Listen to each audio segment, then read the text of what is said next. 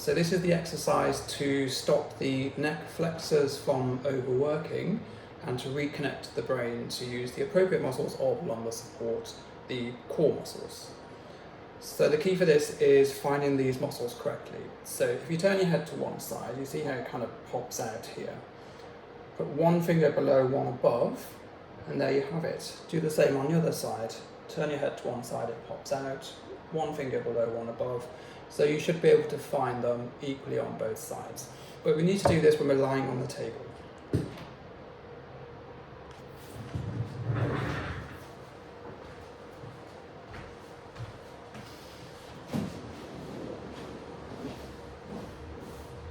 So, like I said, turn your head to one side if you're not sure. You should be able to find them fairly easily. One finger below, one above. And then we're stimulating these muscles where they feel a little bit tight and a little bit tender for around about 20 seconds. And then after 20 seconds, we want to remap your brain to rectus abdominis, this muscle that sits here, the six-pack muscle. So I want you to lift both knees up just short of 90 degrees. And then lift your feet slightly above the level of the knees and make sure your feet are relaxed. And hold that position for around about 20 seconds. It's as simple as that. Now we're going to do the same for the deeper layer of lumbar support. The process is almost exactly the same. So we're going to go back to the same muscles here. Remember, if you're not sure, turn your head to one side. They kind of pop out a little bit. They enable you to get your fingers above and below more easily. Stimulate them again where it feels a bit tight and tender. This should be pretty much the same as the exercise we did before.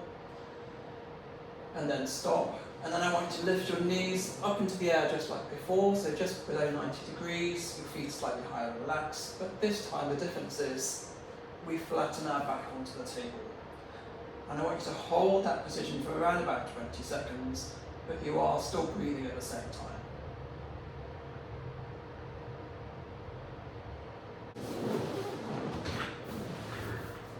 And with that,